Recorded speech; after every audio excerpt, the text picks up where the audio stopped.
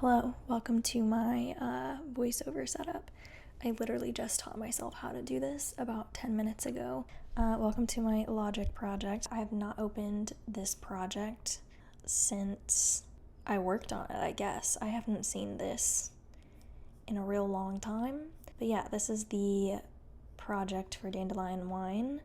I'm like just kind of wrapping my head around everything real quick. For actually good producers, that know their stuff, this is probably going to pain you. This is so disorganized, and I have learned a lot of organizational techniques since making this EP that I would implement now, but as it stands, this is very disorganized. You know what, I'm gonna go ahead and just put them in folders for you. Okay, now we have everything labeled. I should have done that beforehand. Anyways, so this is what my project looks like. This is the song. You know the song. So my process was I recorded the rough lyrics and melody with guitar on my voice memos on my phone.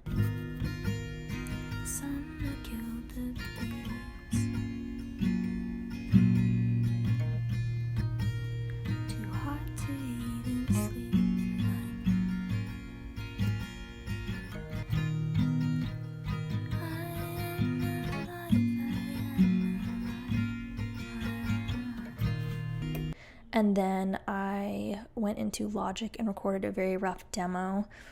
Basically, it was just I recorded guitar isolated, and then I sang over it isolated so that I could individually mix them just to see how it sounds. But the isolated guitar that I used for the demo, that was super rough, and I wasn't intending on keeping it. I did end up keeping it in the song. We have the acoustic guitar. This is just literally recorded on my iPhone microphone. I set my iPhone on top of my guitar and I just recorded that. So I have some reverb, I believe. Yeah, ignore all of the way that I like stacked everything because again, I didn't know anything. I just have reverb and stuff on it. There's a little vinyl plug-in to distort it a little bit. I used Isotope Vinyl. It's a free plug-in. I would recommend getting it if you're interested in like lo-fi or just like vintage vinyl-y sounds, because it's really interesting. And then I recorded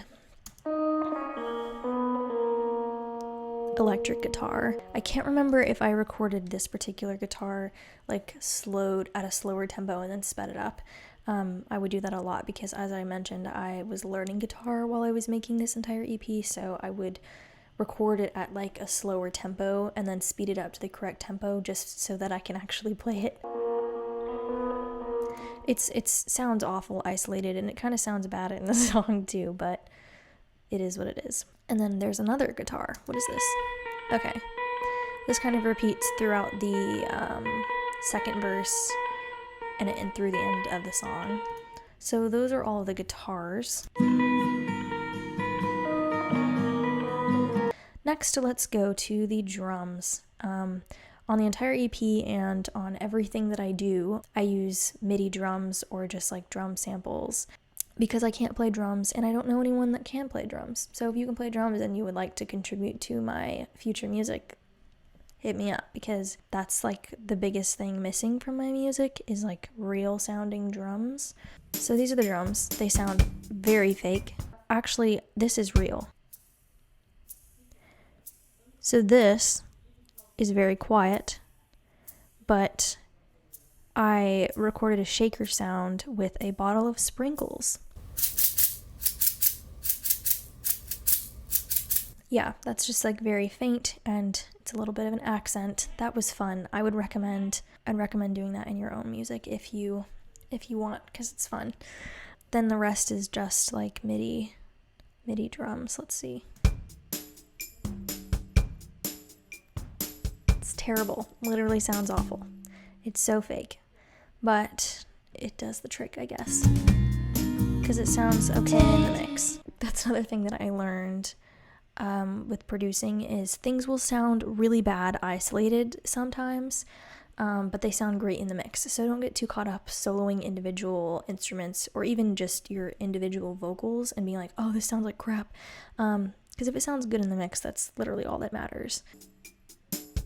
I would basically have like Logic or the GarageBand feature like auto-generate a beat because I can't play drums.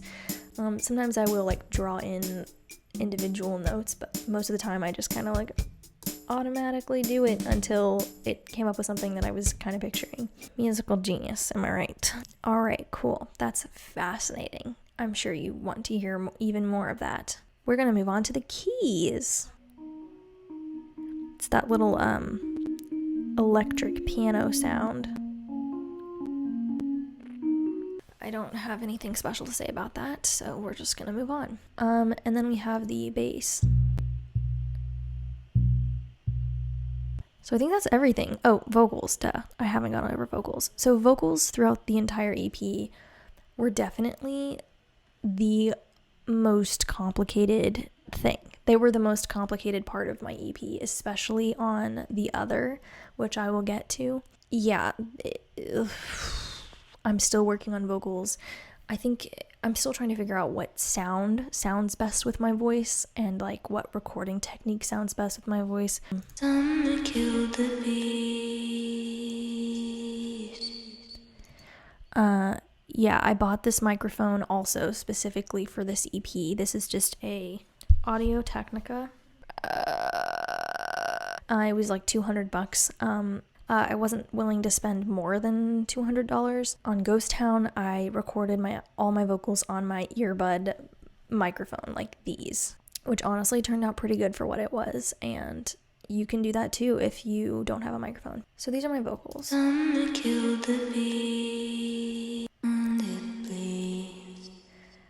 I do auto-tune my vocals. I don't think there is shame in that, especially for dream pop like this.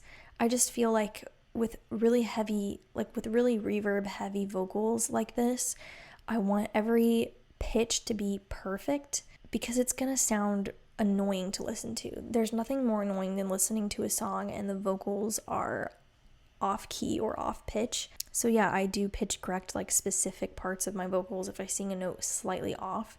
I just want it to sound listenable, you know what I mean? I am alive, I am alive, I am alive, I am alive. Yeah, I pitch correct. I think everybody does, honestly, except for Billie Eilish. And I'm not Billie Eilish, so. We have a compressor, EQ, pitch correction, delay, tape delay. This is just to monitor the levels, a de-esser, an EQ on top of that, and the isotope vinyl plugin.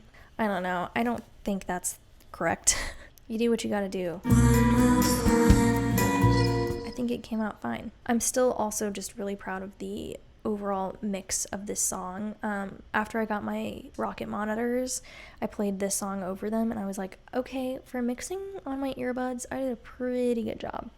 Oh, there's one more part that I did not go over, the little bell.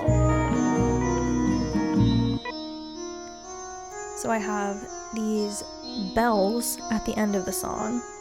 That's another thing that I did end up using, like I think on every song on my EP I used like these bells. I have 3. Apparently.